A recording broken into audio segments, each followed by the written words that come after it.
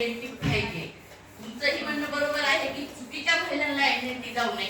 तुम्ही एक सर्वे करा, त्याच्यामध्ये ज्या महिलांवर केस नाहीये, ज्या महिला असं म्हणजे स्वच्छ प्रतिमा आहे त्यांची, अशा महिलांना तुम्हाला आयडेंटिटी द्यायला काहीच अडचण नाहीये.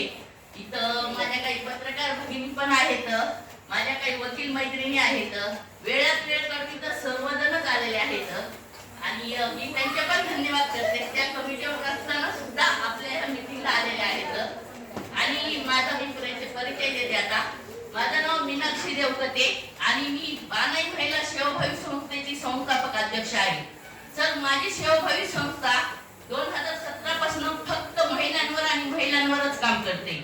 आपल्या इथं वर्षा वगैरे मॅडम होत्या बघा, त्यांच्यासोबत मी बऱ्याचशा शाळेला जाऊन व्हिजिट दिल्या आणि व्हिजिट देऊन तिथं मी मुलींना काउन्सिलिंग करण्याचं अक्षरशः लाईव्ह डेमो दिले आणि त्यांच्यासोबत ते कार्यक्रम घेतलेले आहेत जे मॅडम सांगतायत. आता बऱ्याचशा बीड जिल्ह्यातल्या बऱ्याचशा शाळा संपलेल्या आहेत. माझ्या जालन्या जिल्ह्यात मला 7 शाळा आता ऑलरेडी राहिलेल्या आहेत. मी वेगवेगळ्या महाराष्ट्रात जाण्याचा प्रयत्न करत आहे आणि बऱ्याचशा आता इथं माझ्या ह्या मैत्रिणी वडवणीच्या उजगडे मॅडम पण आहेत, त्या पण खूप छान असं काम करतात. इथं सर्वात ज्या महिला आहेत का सर, दक्षता कमिटीच्या, त्या प्रत्येक जण मन लावून काम करते, मन लावून. कधी कधी जे काम पोलिसांना जमत नाही का, ते ह्या माझ्या बहिणी करतात आणि मला फार अभिमान वाटतो तुमच्या सर्वांचा की तुम्ही वेळात वेळ देऊन तुमचे लेकरं बाळ नवरे सर्वांना वेळ देऊन तुम्ही ह्या कामामध्ये वेळ देता. आणि सर, खरोखरच तुमच्या सर्वांकडून ह्या सर्वांसाठी टाळ्या होत्या. आपल्यासाठी आणि मला पण अभिमान वाटतो की आम्हाला पण पोलिसांचं सहकार्य लागतं.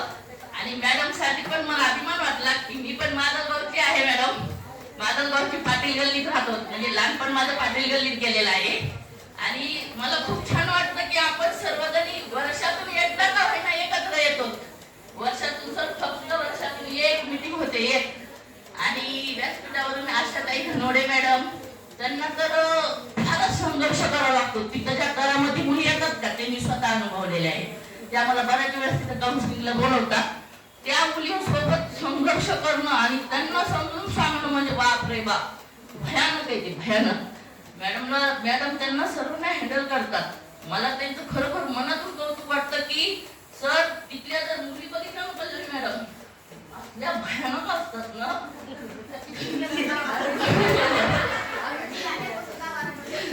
मी ज्या वेळेस गेले ना त्यावेळेस त्यांनी मला प्रश्न विचारले. सर, ग्रामीणला एक मुलगी होती मॅडम, 16 वर्षाची होती. मला तिनं प्रश्न विचारला, तुमचं प्रेम आणि माझं प्रेम काय कचरा का? माझं प्रेम आहे ह्या मुलावर.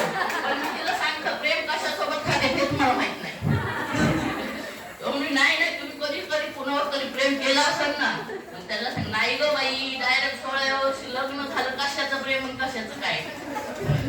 म्हणजे इतक्या भयानक मुली असतात. आपल्याला मुली वाटतात पण तेवढ्या मुली साध्या नसतात.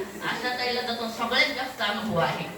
आणि पल्लवी ताईला पण असेल की मला खूप असं म्हणजे आश्चर्य वाटतंय की आपल्याच मुली आहेत त्या आपल्या समाजातल्या आहेत. ताईनं आता आपला